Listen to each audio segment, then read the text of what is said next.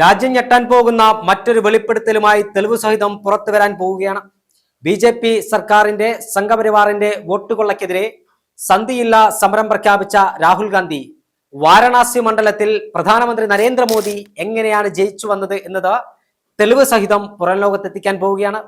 വലിയ വിവാദങ്ങൾക്ക്, ചൂടേറിയ ചർച്ചകൾക്ക് വഴിവെക്കാൻ പോകുന്ന ചർച്ചകൾക്കാണ് ഇനി രാജ്യം സാക്ഷ്യം വഹിക്കാൻ പോകുന്നത്. കാരണം രാഹുൽ ഗാന്ധി കൃത്യവും വ്യക്തവുമായ കാര്യങ്ങളാണ് രാജ്യത്തോട് പറയാൻ പോകുന്നത്.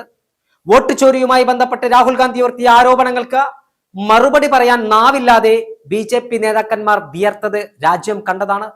ബീഹാറിൽ രാഹുൽ ഗാന്ധി നടത്തിയ വോട്ടധികാർ യാത്രയിൽ എണ്ണി പറഞ്ഞ ആരോപണങ്ങൾക്ക് ഇന്ത്യയുടെ പ്രധാനമന്ത്രിക്ക് മറുപടി ഉണ്ടായിരുന്നില്ല. ബി.ജെ.പി. ദേശീയ അധ്യക്ഷൻ ജെ.പി. നദ്ദയ്ക്ക് മറുപടി ഉണ്ടായിരുന്നില്ല.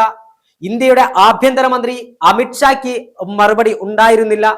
അതുകൊണ്ട് തന്നെ വാരണാസി മണ്ഡലത്തിൽ നരേന്ദ്രമോദി എങ്ങനെയാണ് ജയിച്ചത്, എന്താണ് ഇതിന്റെ പിന്നാമ്പുറ കഥകൾ, ഏത് തരത്തിലാണ് കള്ളവോട്ട് ചേർത്തത്, ഏത് തരത്തിലാണ് കള്ളവോട്ട് പോൾ ചെയ്തത്, ഈ കാര്യങ്ങളെല്ലാം പുറത്തു വരാൻ പോവുകയാണ്. രാഹുൽ ഗാന്ധിയുടെ വാർത്താ സമ്മേളനം പ്രഖ്യാപിച്ചത് മുതൽ ബി.ജെ.പി. നേതാക്കന്മാരുടെ നെഞ്ചിടിപ്പ് കൂടുകയാണ്. കാരണം രാഹുൽ ഗാന്ധി എന്താണെന്ന് പറയാൻ പോകുന്നതെന്ന് പ്രവചിക്കാൻ പോലും രാഷ്ട്രീയ നിരീക്ഷകർക്ക് കഴിയുന്നില്ല. കൃത്യമായ കാര്യങ്ങൾ കൃത്യമായി എണ്ണിപ്പറഞ്ഞ് ആണ് രാഹുൽ ഗാന്ധിയുടെ വാർത്താ സമ്മേളനം നടക്കാറുള്ളത്. ഇന്ത്യയുടെ ചരിത്രത്തിൽ രാഹുൽ ഗാന്ധി നടത്തിയതുപോലെ ഡാറ്റ അനാലിസിസ് നടത്തി ഒരു വാർത്താ സമ്മേളനം ഇതിനു മുമ്പ് ഉണ്ടായിട്ടില്ല. രാജ്യതലസ്ഥാനത്ത് 1.25 മണിക്കൂറോളം നീണ്ട വാർത്താ സമ്മേളനത്തിൽ വോട്ട് മോഷണത്തിന്റെ പിന്നാമ്പുറ കഥകൾ രാഹുൽ ഗാന്ധി ജനങ്ങൾക്ക് മുമ്പാകെ തുറന്നു കാണിച്ചു. അതിന് മറുപടിയില്ലാതെ ഉയർക്കുന്ന ബി.ജെ.പിയെയാണ് നമ്മൾ ഇപ്പോഴും കണ്ടുകൊണ്ടിരിക്കുന്നത്. ശവപ്പെട്ടിയിൽ ബി.ജെ.പിയുടെ ശവപ്പെട്ടിയിൽ അവസാനത്തെ ആണിയടിക്കാനാണ് രാഹുൽ ഗാന്ധിയുടെ പടപ്പുറപ്പാട്. ഇതിനു വേണ്ടിയാണ് രാഹുൽ ഗാന്ധി വീണ്ടും ഒരു വാർത്താ സമ്മേളനം വിളിക്കുന്നത്. എണ്ണയിട്ട യന്ത്രം കണക്കെ കോൺഗ്രസിന്റെ സംഘടനാ പ്രവർത്തനം മുന്നോട്ട് പോകുമ്പോൾ ആ സംഘടനാ പ്രവർത്തനത്തിന്റെ മറ്റൊരു പൊൻതൂവലായി മാറാൻ പോവുകയാണ് രാഹുൽ ഗാന്ധി വിളിക്കാനിരിക്കുന്ന വാർത്താ സമ്മേളനം. 75 വയസ്സ് പൂർത്തീകരിച്ച ഇന്ത്യയുടെ പ്രധാനമന്ത്രി നരേന്ദ്രമോദിക്ക് ഒരിക്കലും മറക്കാനാവാത്ത ഒരു പിറന്നാൾ സമ്മാനം കോൺഗ്രസ് നൽകാൻ പോവുകയാണ്. എന്താണ് ആ പിറന്നാൾ സമ്മാനം എന്നതിന്റെ ചെറിയ സൂചനകൾ ഇതിനകം വന്നു കഴിഞ്ഞു. വാരണാസി മണ്ഡലത്തിൽ എങ്ങനെയാണ് ബി.ജെ.പി. ജയിച്ചു വന്നത്, പ്രധാനമന്ത്രി നരേന്ദ്രമോദി ഏത് തരത്തിലാണ് ജയിച്ചു വന്നത്, അജയ് റായ് എന്ന് പറയുന്ന കോൺഗ്രസിന്റെ സ്ഥാനാർത്ഥി ആ മണ്ഡലത്തിൽ എങ്ങനെയാണ് പരാജയപ്പെട്ടത് എന്നതിന്റെ തെളിവ് കോൺഗ്രസ് പുറത്തുവിടാൻ പോവുകയാണ്. ആ തെളിവ് പുറത്തുവിടുമ്പോൾ ഒരുപക്ഷെ ഇന്ത്യൻ പ്രധാനമന്ത്രി നരേന്ദ്രമോദിക്ക് രാജിവെച്ച് പുറത്തേക്ക് പോകേണ്ട സാഹചര്യമാണ് വരാൻ പോകുന്നത്. പ്രധാനമന്ത്രിയുടെ രാജി കോൺഗ്രസ് ആവശ്യപ്പെടാൻ പോവുകയാണ്.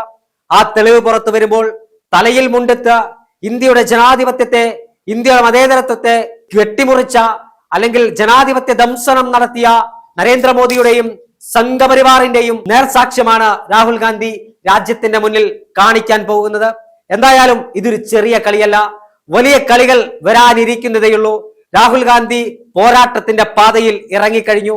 വോട്ടധികാർ യാത്ര ബീഹാറിന്റെ കർഷക ഭൂമിയെ ഇളക്കിമറിച്ചെങ്കിൽ നരേന്ദ്രമോദിയുടെ വിജയവുമായി ബന്ധപ്പെട്ട തെളിവുകൾ പുറത്തുവിടുമ്പോൾ അത് രാജ്യത്തെ പൂർണ്ണമായും ഇളക്കി മറിക്കാനുള്ള ഒരു രാഹുൽ ഗാന്ധിയുടെ ഹൈഡ്രജൻ ബോംബായി മാറുമെന്ന കാര്യത്തിൽ ഒരു തർക്കവുമില്ല.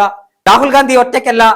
കാശ്മീർ മുതൽ കന്യാകുമാരി വരെ, ലഡാക്ക് മുതൽ ലക്ഷദ്വീപ് വരെ, നാഗപ്പൂർ മുതൽ നാഗാലാൻഡ് വരെ, ആസാം മുതൽ ആന്തമാൻ വരെ വ്യാപിച്ചു കിടക്കുന്ന ഇന്ത്യ രാജ്യത്തിന്റെ മുക്കിലും മൂലയിലും ചർക്കാങ്കിത ത്രിവർണ പതാക നെഞ്ചിലെടുത്തുകൊണ്ട് കോൺഗ്രസിന്റെ പ്രവർത്തകന്മാർ രാഹുൽ ഗാന്ധി ഉയർത്തിപ്പിടിച്ച വിഷയം മുൻനിർത്തി പോരാട്ടത്തിനിറങ്ങാൻ പോവുകയാണ്.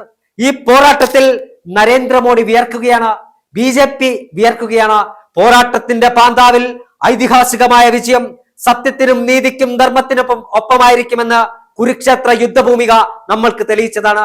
അത്തരമൊരു കുരുക്ഷേത്ര യുദ്ധഭൂമിയിൽ തേര് തെളിച്ച രാഹുൽ ഗാന്ധിയും വില്ലുകുലച്ച മല്ലികാർജുൻ ഖാർഗെയും പ്രിയങ്ക ഗാന്ധിയും മുന്നിൽ നിന്ന് പടനയിക്കുമ്പോൾ അന്തിമ വിജയം കോൺഗ്രസിന്റെ പക്ഷത്തായിരിക്കും. നരേന്ദ്രമോദിയുടെ പ്രധാനമന്ത്രി പദത്തിലുള്ള നാളുകൾ എണ്ണപ്പെട്ടു കഴിഞ്ഞു. തലയിൽ മുണ്ടിട്ട് രാജിവെക്കാൻ നരേന്ദ്രമോദി നിർബന്ധിതരാകുമെന്ന കാര്യത്തിൽ തർക്കമില്ല.